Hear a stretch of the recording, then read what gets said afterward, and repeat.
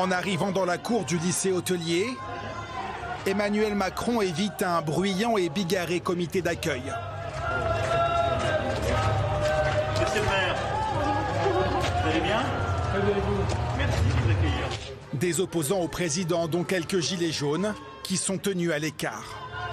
Prête pour demain? Oui, bien sûr. Ce soir déjà. La chef étoilée Anne-Sophie Pic est là, car le président de la République est venu célébrer l'art de vivre à la française. Bonjour. Vous allez bien? La stratégie de l'Élysée veut que ce soit le président qui incarne les bonnes nouvelles, comme la 3e phase du déconfinement. Donc prêt pour les réouvertures demain? Ouais. Dans la restauration, le chef de l'État appelle à une mobilisation générale pour l'emploi. Mais il est rapidement rattrapé par l'actualité politique quand on l'interroge sur la vidéo simulant le meurtre d'un électeur insoumis. Parfois même menacé de mort. Non, d'abord, je ne ferai aucun commentaire politique. Je n'ai pas envie de rentrer dans ce jeu du commentaire et du incessant. Je pense simplement que la vie démocratique a besoin de calme et de respect. De la part de tout le monde, des responsables politiques comme des concitoyens. Dans la démocratie, les oppositions peuvent s'exprimer librement. Dans la rue, dans la presse, à la télévision. Et elles s'expriment ensuite à échéances régulières dans les urnes. La contrepartie de cela, c'est la fin de la violence et de la haine. Si la haine et la violence reviennent, elles fragilisent une seule chose, c'est la démocratie. Et donc j'appelle tout le monde au respect et au calme.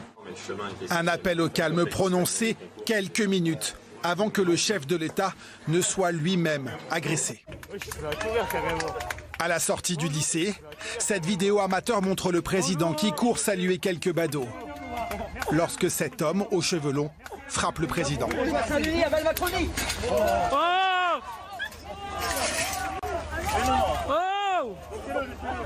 L'individu est immédiatement interpellé, ainsi qu'un autre homme du même âge.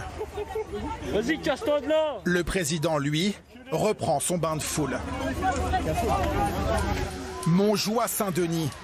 Le cri de guerre royaliste du jeune homme au t-shirt kaki semble le classer dans la mouvance de l'extrême droite française.